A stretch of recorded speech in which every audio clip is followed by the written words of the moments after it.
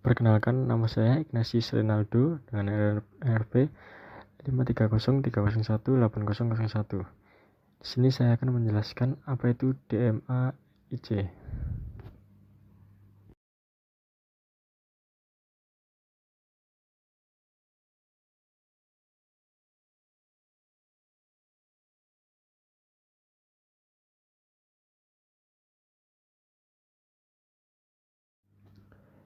DMA IC adalah pendekatan penyelesaian masalah berbasis data yang membantu membuat perbaikan-perbaikan bertahap dan optimalisasi pada produk, desain, dan proses bisnis.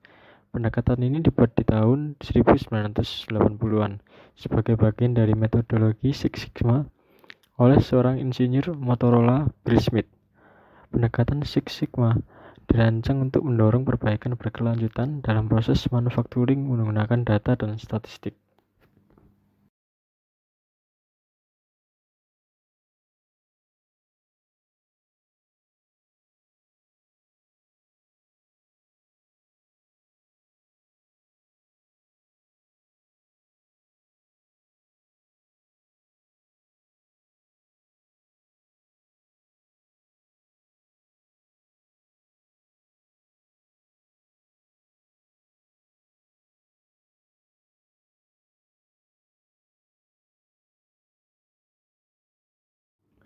Langkah-langkah menggunakan metode DMA-IC.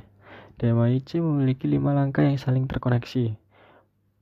5 langkah tersebut adalah berasal dari namanya sendiri, yaitu define, measure, analyze, improve, dan control.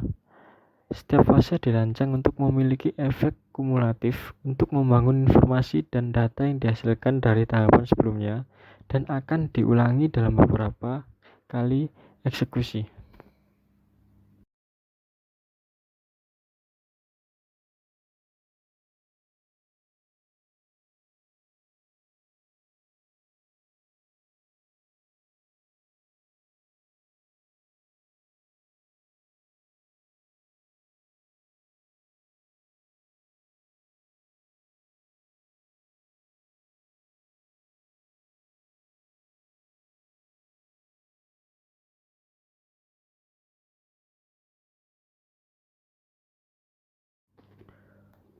Fase yang pertama adalah fase define.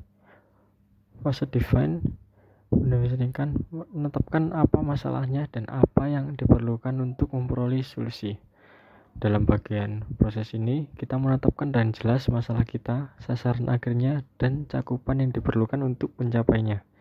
Fase ini membantu kita memahami proses secara keseluruhan dan menentukan unsur-unsur apa saja yang penting bagi kualitas atau critical to quality atau yang disebut sebagai CTQ.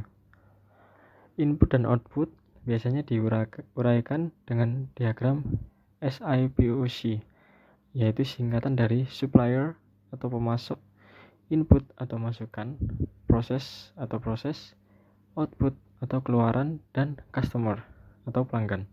Informasi ini biasanya ditarik dari dokumen piagam proyek atau project charter yang menetapkan bentuk proses DMA IC kita.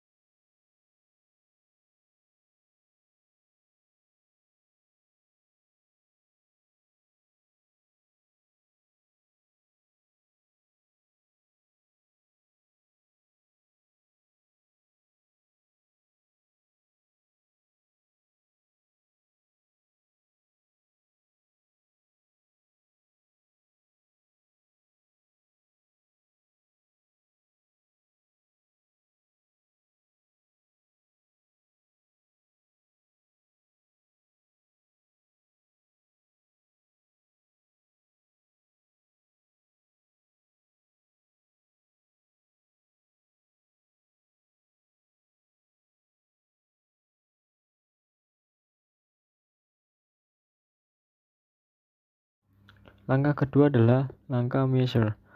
Setelah memahami masalah proses yang dihadapi, kita harus menggunakan cara untuk memantau perubahan yang dilakukan pada proses tersebut.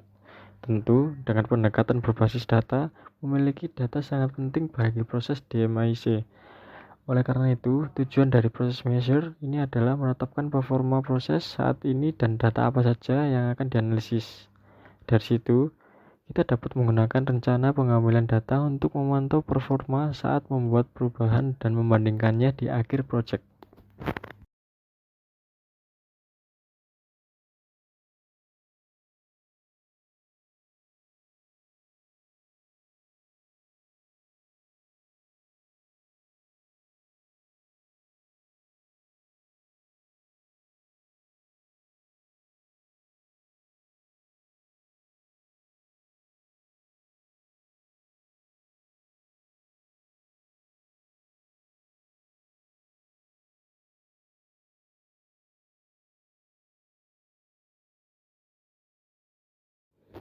Langkah yang ketiga adalah langkah analyze atau analisis, dasar patokan data yang dapat digunakan untuk memulai mengambil keputusan tentang proses.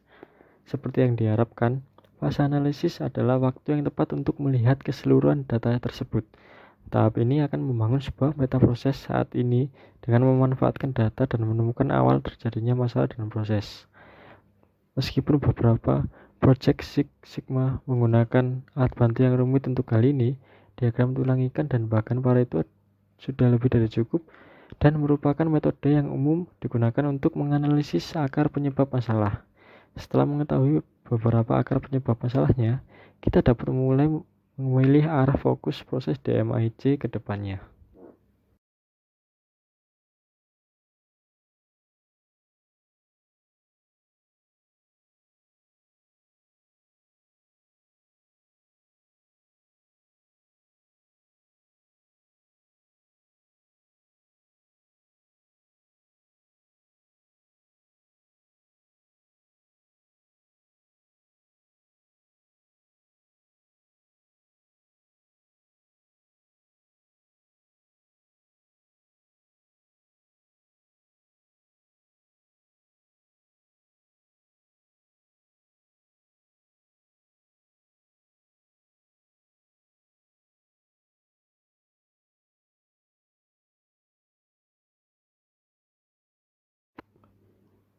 Langkah selanjutnya adalah langkah improve. Dalam fase improve, kita harus menemukan solusi kreatif yang dapat dilaksanakan dan diukur dalam proses DMIC. Setelah kita memikirkan solusinya, kita harus melakukan percobaan, menguji, serta menerapkannya atau plan, do, check, act atau siklus PDCA. Adalah metode umum untuk melakukan hal ini bersama dengan analisis mode dan efek kegagalan atau failure mode and effect analysis atau FMEA untuk mengantisipasi masalah yang mungkin terjadi. Informasi ini harus disusun dalam sebuah rencana implementasi terperinci yang selanjutnya dapat digunakan untuk memandu penerapan solusi ini dalam proses tersebut.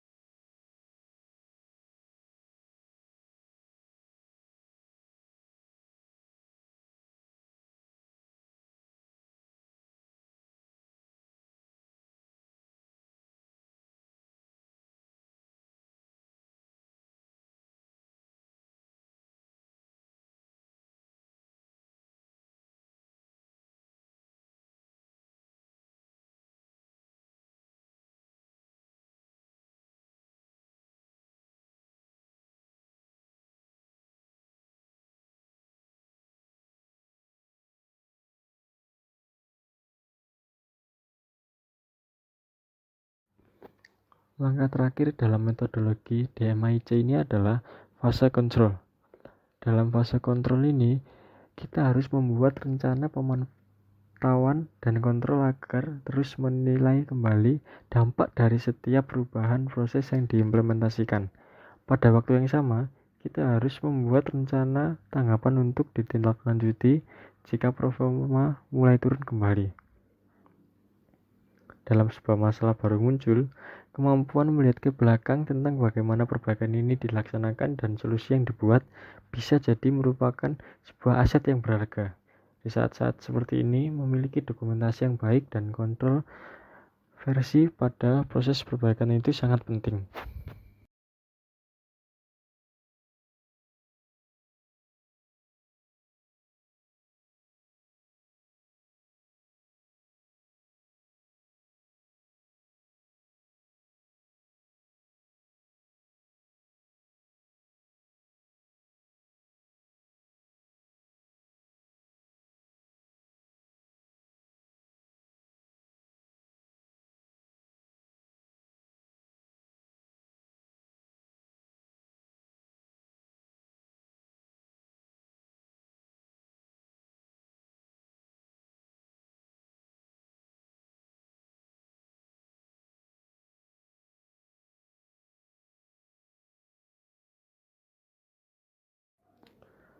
Lalu manfaat DMIC dalam Six Sigma ini adalah yang pertama memudahkan pembinaan karyawan, yang kedua memudahkan perusahaan dalam melakukan perubahan strategi, yang ketiga meningkatkan nilai produk pada pelanggan, yang keempat meningkatkan keuntungan, kelima membangun sukses yang berkelanjutan, keenam mengatur tinjauan kinerja bagi setiap karyawan, yang ketujuh adalah meningkatkan nilai produk pada pelanggan, yang terakhir adalah meningkatkan perbaikan atau continuous improvement.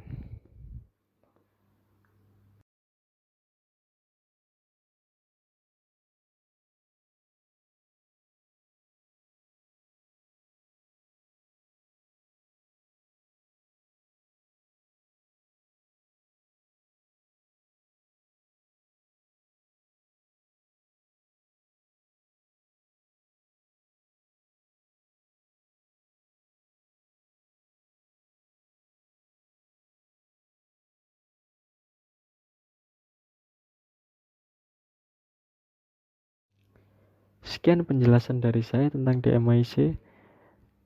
Saya ucapkan terima kasih.